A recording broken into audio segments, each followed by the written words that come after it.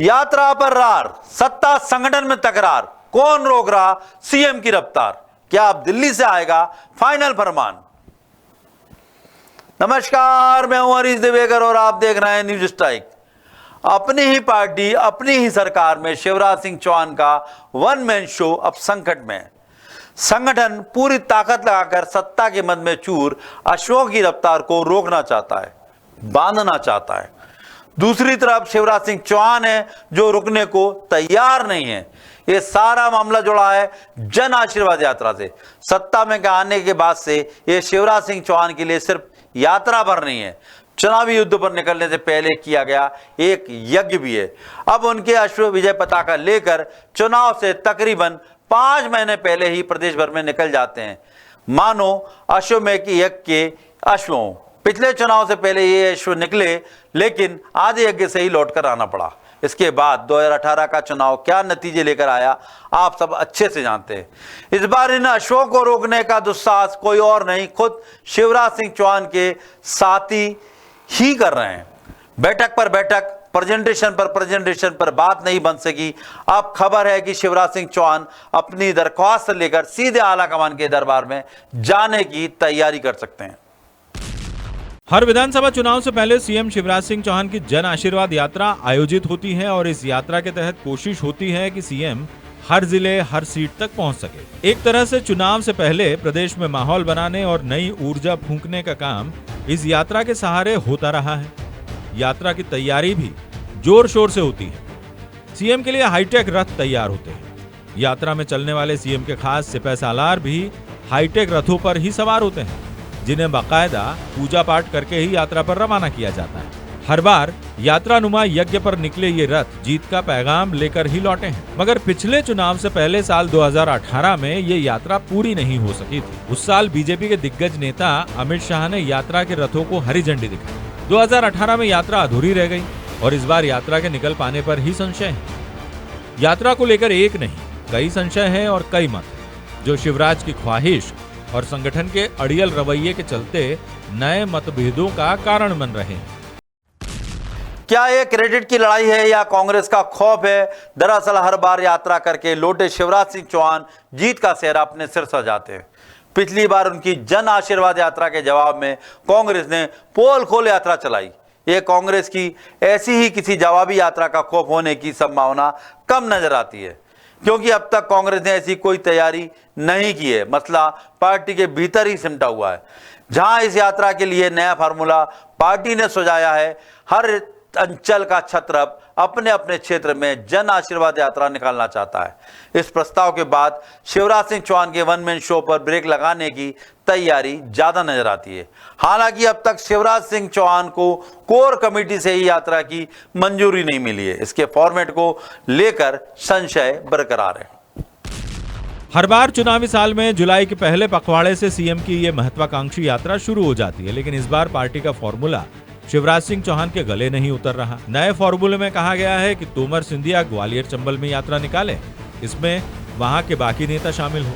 विजय वर्गीय मालवा में रहे, वीडी शर्मा बुंदेलखंड में जाए, शिवराज सिंह मध्य भारत संभालने के साथ पूरे मध्य प्रदेश में बड़ी सभाओं को संबोधित करें। इसमें केंद्रीय लीडरशिप भी शामिल हो जाए। उम्मीद थी कि 4 जुलाई को हुई कोर कमेटी की बैठक में इस फॉर्मूले पर मुहर लग जाएगी, लेकिन ऐसा नहीं हो सका। सीएम शिवराज सिंह चौहान ने भी जो प्रेजेंटेशन दिया वो खारिज कर दिया गया। भारतीय जनता पार्टी 365 दिन 24 घंटे जनता के समक्ष रहती है और आशीर्वाद लेने की प्रक्रिया, जन जन तक पहुंचने की प्रक्रिया ये सतत रूप से चलती है।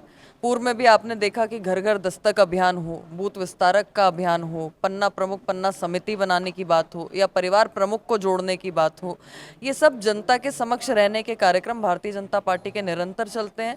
पूर्व में विकास यात्रा भी चली है, आने वाले समय में भी जनता के सेवक हैं भारतीय जनता पार्टी के कार्यकर्ता, और प्रत्येक कार्यकर्ता, चाहे वो मुख्यमंत्री जी हो, चाहे प्रदेश अध्यक्ष जी हो, चाहे जिले की इकाई हो, चाहे प्रदेश की इकाई हो या पन्ना बूथ समिति के कार्यकर्ता हों, तो इसको हम आगे भी आगे बढ़ाएंगे। अपने परफॉर्मेंस को लेकर जनता के बीच में जाएंगे और उनका रिपोर्ट कार्ड देकर संगठन के पास लौटेंगे। मजबूरी यह है कि बिना कोर कमेटी की मर्जी के सूबे का मुखिया होने के बावजूद शिवराज सिंह ये यात्रा नहीं निकाल सकते। मगर अंदरूनी हलकों में ये चर्चा भी तेज है कि इस यात्रा को निकाले बगैर शिवराज सिंह चौहान मानेंगे नहीं। उनके आने के बाद से ही ये दस्तूर शुरू हुआ है, जिसे वो कायम भी रखेंगे। चुनाव से पहले खुद की और पार्टी की ब्रांडिंग करने का ये उनका अपना तरीका रहा है। माना जा रहा है कि सीएम सीधे आला कमान का दरवाजा खटखटा सकते हैं ताकि उन्हें जन आशीर्वाद यात्रा निकालने की मंजूरी मिल सके। आला कमान के दरवाज़ा खटखटाने की तो कोई संभावना नहीं है, क्योंकि जो पार्टी ने तय किया है कि इस बार